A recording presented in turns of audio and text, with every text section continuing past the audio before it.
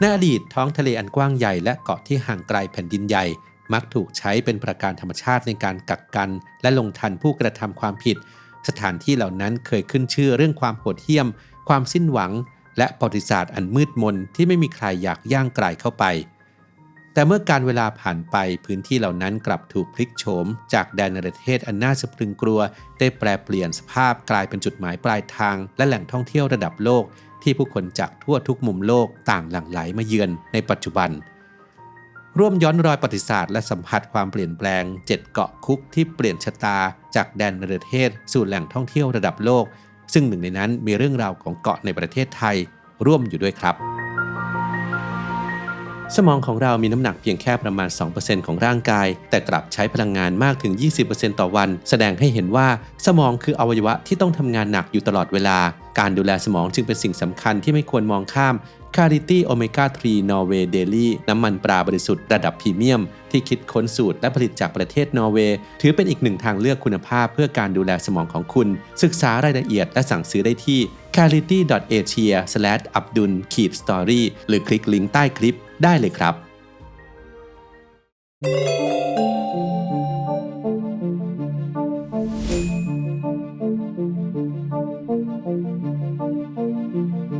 1. เรือนจำเซลูล่าอินเดียคุกนรกสีดำสู่เกาะสวรรค์แห่งหมู่เกาะอันดามันและนิโคบาของอินเดียทุกวันนี้นักท่องเที่ยวหลายแสนคนเดินทางมายังเกาะอันดามันใต้ในประเทศอินเดียเพื่อสัมผัสชายหาดสีขาวน้ำทะเลสีฟ้าใสและโลกใต้ทะเลอันอุดมสมบูรณ์แต่หากเราย้อนกลับไปเมื่อกว่า100 ปีก่อนความงดงามเหล่านี้กลับเป็นฉากหลังของหนึ่งในเรือนจำที่โหดร้ายที่สุดแห่งหนึ่งของจักรวรรดิอังกฤษหลังการกบฏใหญ่ในอินเดียในปี 1857 อังกฤษต้องการสถานที่คุมขังที่ห่างไกลจากแผ่นดินใหญ่จึงเลือกหมู่เกาะอันดามันและสร้างเรือนจำเซลูล่าขึ้นระหว่างปี 1896 ถึง 1906 เรือนจำแห่งนี้ประกอบไปด้วยอาคาร7ปีกแผ่ออกจากหอคอยกลางภายในมีห้องขังเดี่ยวเกือบ700ห้องทุกห้องถูกออกแบบให้แยกนักโทษออกจากกันเพื่อตัดขาดการติดต่อและการรวมกลุ่มต่อต้านซึ่งส่วนใหญ่ผู้ที่ถูกส่งมาที่นี่ไม่ใช่อาชญากรทั่วไปแต่ว่าเป็นนักเคลื่อนไหวและผู้เรียกร้องเอกราชของอินเดียพวกเขาต้องทำงานหนักถูกลงโทษอย่างเข้มงวดและใช้ชีวิตอย่างโดดเดี่ยวจนชาวอินเดียเรียกคุกแห่งนี้ว่ากาลาปณีซึ่งแปลว่าน้ำดำในภาษาฮินดีซึ่งกลายเป็นสัญลักษณ์ของการเนรเทศที่แทบไม่มีวันได้มีชีวิตออกสู่โลกกว้างอีกครั้งโดยเรือนจำแห่งนี้จะอยู่ห่างจากชายฝั่งอินเดียกว่า 1,200 กิโลเมตรแต่กำแพงที่แท้จริงไม่ใช่อิฐหรือเหล็กหากคือมหาสมุทรอันกว้างใหญ่ที่ทำให้การหลบหนีนั้นแทบเป็นไปไม่ได้หลังอินเดียได้รับเอกราชในปี 1947 เรือนจำแห่งนี้จึงต้องยุติบทบาทลงอาคารบางส่วนถูกรื้อถอนเหลือเพียง3ปีกและหอคอยกลางที่ได้รับการอนุรักษ์ไว้ก่อนจะได้รับการประกาศเป็นอนุสรณ์สถานแห่งชาติในปี 1979 ปัจจุบันเรือนจำเซลูล่าเปิดเป็นพิพิธภัณฑ์และการจัดแสดงแสงสีเสียงเพื่อถ่ายทอดเรื่องราวการต่อสู้เพื่อเอกราชขณะที่หมู่เกาะอันดามันก็ได้กลายเป็นหนึ่งในจุดหมายปลายทางด้านการท่องเที่ยวที่มีชื่อเสียงที่สุดของอินเดีย 2. เกาะโกอิบาปานามาคุกแดนทมิลสู่กาลาปากอสแห่งปานามา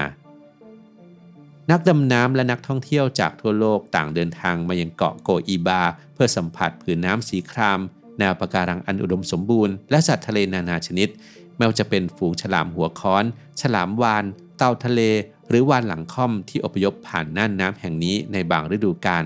แต่เมื่อกว่า1 ศตวรรษก่อนเกาะแห่งนี้กลับเป็นสถานที่ที่ไม่มีใครอยากมาในปี 1919 รัฐบาลปานามาได้จัดตั้งทันทานิคมบนเกาะโกอิบาเพื่อควบคุมนักโทษอันตรายและผู้กระทำผิดร้ายแรงโดยอาศัยความโดดเดี่ยวของเกาะซึ่งอยู่ห่างจากชายฝั่งราว30 กิโลเมตรเป็นกำแพงธรรมชาติผู้ต้องขังต้องทำงานหนักท่ามกลางป่าฝนเขตร้อนเผชิญทั้งโรคภัยสภาพอากาศที่โหดร้ายและการควบคุมอย่างเข้มงวดต่อมาในช่วงการปกครองของรัฐบาลทหารเกาะแห่งนี้ยังถูกใช้คุมขังนักโทษการเมืองและผู้ที่เห็นต่างจากรัฐทำให้โกอิบากลายเป็นสัญลักษณ์ของความหวาดกลัวอีกแห่งหนึ่งของปานามาเรือนจำแห่งนี้ปิดตัวลงในปี 2004 แต่ตลอดระยะเวลากว่า 80 ปีที่เกาะถูกใช้เป็นทันทานิคมการเข้าถึงพื้นที่ของผู้คนถูกจำกัดอย่างมาก จนธรรมชาติทั้งบนบกและใต้ทะเลได้รับการอนุรักษ์โดยไม่ตั้งใจ1 ปีต่อมายูเนสโกได้ขึ้นทะเบียนเกาะโกอิบาและน่านน้ำโดยรอบเป็นมรดกโลกทุกวันนี้ซากเรือนจำที่ถูกป่ากลืนกินยังคงตั้งอยู่เป็นพยานของอดีตขณะที่ท้องทะเลรอบเกาะกลับเต็มไปด้วยชีวิตและสีสันได้รับการขนานนามให้เป็นกาลาปากอสแห่งปานามาและกลายเป็นหนึ่งในจุดดำน้ำที่งดงามที่สุดแห่งหนึ่งของโลก 3. เกาะอัลคาทรัสสหรัฐอเมริกาจากคุกที่ไม่มีใครอยากเข้าสู่เกาะที่ผู้คนนับล้านอยากไปเยือนในทุกวันนี้มีนักท่องเที่ยวหลายล้านคนเดินทางมายังอ่าวซานฟรานซิสโกเพียงเพื่อขึ้นเรือเฟอร์รี่มุ่งหน้าไปยังเกาะเล็กๆกลางทะเลแห่งหนึ่งที่เคยถูกขนานนามว่าเป็นคุกที่ไม่มีวันหลบหนีนั่นคืออัลคาทรัสแต่ก่อนที่มันจะกลายเป็นสถานที่ท่องเที่ยวชื่อดังระดับโลกเกาะแห่งนี้เคยเป็นหนึ่งในเรือนจำที่เข้มงวดที่สุดของสหรัฐอเมริกาตั้งอยู่ห่างจากชายฝั่งซานฟรานซิสโกเพียงประมาณ2 กิโลเมตรแม้จะดูเหมือนอยู่ไม่ไกลแต่กระแสน้ำที่เชี่ยวกรากอุณหภูมิน้ำที่เย็นจัดและกระแสน้ำวนในอ่าวทำให้การหลบหนีแทบจะเป็นไปไม่ได้ด้วยเหตุนี้รัฐบาลสหรัฐจึงเลือกเกาะแห่งนี้เป็นที่ตั้งของเรือนจำกลางความมั่นคงสูงและเปิดใช้งานอย่างเป็นทางการในปี 1934 ซึ่งนักโทษที่ถูกส่งมาที่อัลคาทรัสจะไม่ใช่นักโทษทั่วไปแต่ว่าเป็นผู้ที่สร้างปัญหาในเรือนจำอื่นหรือเป็นอาชญากรที่มีอิทธิพลจนทางการต้องการตัดขาดจากโลกภายนอกหนึ่งในนั้นก็คืออัลคาโปนเจ้าพ่อมาเฟียแห่งนครชิคาโกตลอดระยะเวลาที่เปิดใช้งานอัลคาทรัสนั้นคุมขังนักโทษที่มีชื่อเสียงอีกหลายคนและเกิดความพยายามหลบหนีหลายครั้งเหตุการณ์ที่โด่งดังที่สุดนั้นเกิดขึ้นในปี 1962 เมื่อแฟรงค์มอริสและพี่น้องจอห์นกับคลาเรนซ์แองกรินขุดช่องระบายอากาศภายในห้องขังและล่องแพยางที่ประดิษฐ์เองออกสู่ทะเลยามค่ำคืนจนถึงวันนี้ยังไม่มีใครทราบแน่ชัดว่าพวกเขารอดชีวิตหรือไม่และคดีนี้ยังคงเป็นหนึ่งในปริศนาที่โด่งดังที่สุดในประวัติศาสตร์เรือนจำของโลกอย่างไรก็ตามค่าใช้จ่ายในการบริหารเรือนจำบนเกาะสูงกว่าคุกทั่วไปหลายเท่าทำให้รัฐบาลสหรัฐตัดสินใจปิดเรือนจำอัลคาทรัสในปี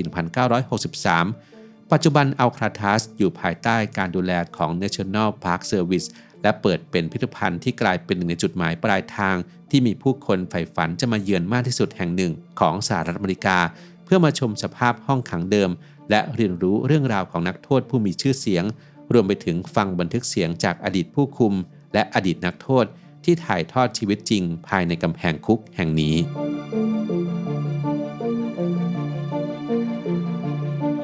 4. หมู่เกาะปีศาจเฟรนช์เกียนาจากอาณานิคมนักโทษสู่หมู่เกาะประวัติศาสตร์แห่งมหาสมุทรแอตแลนติกหมู่เกาะปีศาจนอกชายฝั่งเฟรนช์เกียนามีนักท่องเที่ยวจากทั่วโลกเดินทางมาเพื่อชมธรรมชาติอันเงียบสงบชมซากเรือนจำเก่าและเรียนรู้ประวัติศาสตร์ของหนึ่งในอาณานิคมนักโทษที่มีชื่อเสียงที่สุดของฝรั่งเศสซึ่งในอดีตเมื่อกว่า170 ปีก่อนหมู่เกาะแห่งนี้คือสถานที่ที่ผู้ต้องขังจำนวนมากหวาดกลัวที่สุดตั้งแต่ปี 1852 ฝรั่งเศสได้ส่งนักโทษและผู้ต้องโทษทางการเมืองหลายหมื่นคนมายังอาณานิคมแห่งนี้ที่ประกอบไปด้วยเกาะรอยัลเกาะแซงต์โจเซฟและเกาะเดวิลส์ผู้ต้องขังต้องเผชิญทั้งโรคเขตร้อนการใช้แรงงานหนักและการควบคุมอย่างเข้มงวดขณะที่กระแสน้ำเชี่ยวกรากรอบหมู่เกาะทำให้การหลบหนีแทบเป็นไปไม่ได้เกาะเดวิลส์เป็นสถานที่คุมขังนักโทษการเมืองที่มีชื่อเสียงที่สุดซึ่งรวมไปถึงกัปตันอัลเฟรด เดฟัสนายทหารฝรั่งเศสผู้ตกเป็นศูนย์กลางของคดีอื้อฉาวที่โด่งดังที่สุดคดีหนึ่งในประวัติศาสตร์ฝรั่งเศสหลังเรือนจำยุติบทบาทในช่วงกลางศตวรรษที่ 20 หมู่เกาะปีศาจนั้นได้เปลี่ยนโฉมเป็นแหล่งท่องเที่ยวเชิงประวัติศาสตร์โดยนักท่องเที่ยวสามารถเยี่ยมชมเกาะรอยัลและเกาะแซงต์โจเซฟซึ่งยังคงมีซากเรือนจำและอาคารยุคอาณานิคมหลงเหลืออยู่ส่วนเกาะเดวิลส์ซึ่งอยู่ห่างออกไปนั้นไม่เปิดให้นักท่องเที่ยวขึ้นไปแต่สามารถมองเห็นได้จากฝั่งครับ 5. เกาะนอร์ฟอล์กจากอาณานิคมนักโทษอันโหดร้ายสู่เกาะสวรรค์กลางมหาสมุทรแปซิฟิกเกาะนอร์ฟอล์กคือเกาะเล็กๆกลางมหาสมุทรแปซิฟิกที่มีหน้าผาสูงทะเลสีครามและป่าสนนอร์ฟอล์กอันเป็นเอกลักษณ์จนกลายเป็นจุดหมายของนักท่องเที่ยวจากทั่วโลกแต่เมื่อกว่า200 ปีก่อนเกาะแห่งนี้กลับเป็นสถานที่ที่แม้แต่นักโทษยังหวาดกลัวที่จะถูกส่งมาเกาะนอร์ฟอล์กที่ตั้งอยู่ระหว่างออสเตรเลียนิวซีแลนด์และนิวแคลิโดเนียถูกค้นพบโดยกัปตันเจมส์คุกในปี 1774 ต่อมาอังกฤษได้ก่อตั้งนิคมบนเกาะแห่งนี้ในปี 1788 หลังจากการก่อตั้งอาณานิคมที่ซิดนีย์ได้ไม่นานโดยในระยะแรกอังกฤษหวังใช้ทรัพยากรธรรมชาติของเกาะแต่เมื่อความพยายามไม่ประสบผลสำเร็จเกาะนอร์ฟอล์กจึงถูกเปลี่ยนบทบาทให้กลายเป็นอาณานิคมนักโทษต่อมาในปี 1825 อังกฤษเปิดเกาะแห่งนี้อีกครั้งเพื่อคุมขังนักโทษที่ก่อความผิดซ้ำหรือผู้ที่ถูกมองว่าเป็นนักโทษอันตรายที่สุดในจักรวรรดิหลายคนเรียกที่นี่ว่านรกแห่งมหาสมุทรแปซิฟิกนักโทษต้องทำงานหนักตั้งแต่เช้าจนค่ำทั้งตัดไม้ก่อสร้างและทำงานในไร่นาภายใต้การลงโทษที่เข้มงวดทั้งการเฆี่ยนตีการล่ามโซ่และการกักขังในห้องมืดโดยเจ้าหน้าที่ในยุคนั้นเชื่อว่าความหวาดกลัวคือเครื่องมือที่ดีที่สุดในการควบคุมนักโทษทำให้นอร์ฟอล์กได้รับชื่อเสียงว่าเป็นหนึ่งในอาณานิคมนักโทษที่โหดร้ายที่สุดของอังกฤษซึ่งต่อมาได้มีรายงานการสอบสวนของรัฐบาลอังกฤษเปิดเผยสภาพความเป็นอยู่ที่เลวร้ายภายในนิคมจนนำไปสู่การยุติการใช้เกาะแห่งนี้เป็นอาณานิคมนักโทษในปี 1855 1 ปีต่อมาชาวเกาะพิทแคนซึ่งเป็นลูกหลานของกลุ่มกบฏเรือ HMS Bounty ได้อพยพมาตั้งถิ่นฐานบนเกาะและกลายเป็นรากฐานของชุมชนที่ยังคงสืบทอดวัฒนธรรมมาจนถึงปัจจุบันทั้งนี้ซากเรือนจำค่ายทหารและอาคารยุคอาณานิคมในเขตพื้นที่ประวัติศาสตร์คิงสตันและอาร์เธอร์สเวลล์ได้รับการอนุรักษ์ไว้เป็นอย่างดีและด้วยความสำคัญทางประวัติศาสตร์นี้เองในปี 2010 องค์การยูเนสโกจึงได้ขึ้นทะเบียนสถานที่แห่งนี้ให้เป็นมรดกโลกโดยจัดให้อยู่ในกลุ่มแหล่งทันทนิคมออสเตรเลีย 6. เกาะตารูเตาจังหวัดสตูลจากเกาะโจรสลัดสู่มรดกแห่งอาเซียนเกาะตารูเตาคือหนึ่งในอุทยานแห่งชาติทางทะเลที่งดงามที่สุดของประเทศไทยน้ำทะเลใสหาดทรายทอดยาวและผืนป่าที่อุดมสมบูรณ์ทำให้ที่นี่เป็นจุดหมายของนักท่องเที่ยวและผู้รักธรรมชาติจากทั่วโลกแต่เมื่อย้อนเวลากลับไปเกือบ90 ปีก่อนภาพของเกาะแห่งนี้แตกต่างออกไปโดยสิ้นเชิงในปีพุทธศักราช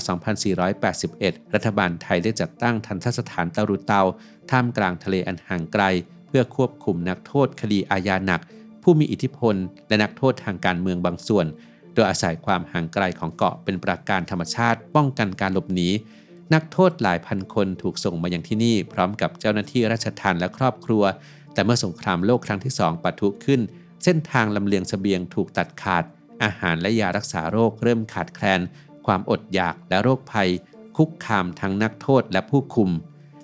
ท่ามกลางวิกฤตนั้นนักโทษและผู้คุมบางส่วนซึ่งต่างกำลังเผชิญความอดอยากไม่ต่างกันได้ร่วมกันออกปล้นเรือสินค้าที่แล่นผ่านช่องแคบมาลากาจากการแย่งชิงเสบียงเพื่อความอยู่รอดก็ค่อยๆกลายเป็นการปล้นสะดมจนเกิดชื่อเรียกว่าโจรสลัดตารูเตาที่สร้างความหวาดกลัวให้แก่การเดินเรือในภูมิภาคหลังสงครามโลกครั้งที่2ยุติลงความเสียหายจากสงครามการขาดแคลนทรัพยากรการหลบหนีของนักโทษและเหตุการณ์โจรสลัดตารูเตาทำให้กรมราชทัณฑ์ตัดสินใจยกเลิกทันตสถานแห่งนี้ในปีพุทธศักราช 2491 ปิดฉากประวัติศาสตร์เรือนจำกลางทะเลที่เคยมีชื่อเสียงที่สุดแห่งหนึ่งของประเทศไทยและในปีพุทธศักราช 2517 พื้นที่แห่งนี้ได้รับการประกาศเป็นอุทยานแห่งชาติทางทะเลและได้รับการยกย่องจากองค์การยูเนสโกให้เป็นมรดกแห่งอาเซียน 7. เกาะเต่าจังหวัดสุราษฎร์ธานีจากเกาะไร้อิสรภาพสู่เกาะแห่งอิสรภาพใต้ท้องทะเลเมื่อพูดถึงเกาะเต่าหลายคนจะนึกถึงทะเลสีครามจุดดำน้ำระดับโลกโดยเพราะโลกใต้ทะเลของเกาะสวรรค์แห่งนี้มีแนวปะการังทั้งน้ำตื้นและน้ำลึกขนาดใหญ่สวยงามและสมบูรณ์เป็นที่อยู่อาศัยของปลาหลากชนิดจำนวนมากแต่มีคนไม่มากนักที่จะรู้ว่าในช่วงสงครามโลกครั้งที่2ในช่วงปีพุทธศักราช 2486 เกาะเล็กๆแห่งนี้ได้ถูกใช้เป็นสถานที่ควบคุมและกักขังนักโทษทางการเมืองกลุ่มกบฏบวรเดชที่โอนย้ายมาจากคุกบนเกาะตารูเตาภายหลังสถานการณ์สงครามทวีความรุนแรงชีวิตบนเกาะเต็มไปด้วยความยากลำบากผู้ต้องขังต้องเผชิญกับการขาดแคลนน้ำจืดอาหารและยารักษาโรครวมถึงโรคเขตร้อนอย่างไข้มาลาเรียหลายคนล้มป่วยและบางคนเสียชีวิตลงก่อนจะได้รับอิสรภาพต่อมาเมื่อมีการเปลี่ยนรัฐบาลในปีพุทธศักราช 2487 ได้มีการตราพระราชบัญญัตินิรโทษกรรมทำให้นักโทษทางการเมืองได้รับการปล่อยตัวบทบาทของเกาะเต่าในฐานะสถานที่คุมขังระยะเวลา1 ปีครึ่งได้สิ้นสุดลงกลายเป็นเกาะร้างและสิ้นสุดสภาพการเป็นเรือนจ ในปีพุทธศักราช 2490 ก่อนจะค่อยๆ เปลี่ยนผ่านกลายเป็นชุมชนประมงและได้รับการพัฒนาเป็นแหล่งท่องเที่ยวทางทะเลที่มีชื่อเสียงระดับโลก แม้สถานที่ทั้ง 7 แห่งนี้เคยถูกสร้างขึ้นเพื่อพรากอิสรภาพของผู้คนแต่วันนี้กลับกลายเป็นสถานที่ที่มอบบทเรียนอันล้ำค่าทางประวัติศาสตร์ให้ผู้คนจากทั่วโลกได้เดินทางมาเรียนรู้ท่องเที่ยวสัมผัสธรรมชาติอันงดงาม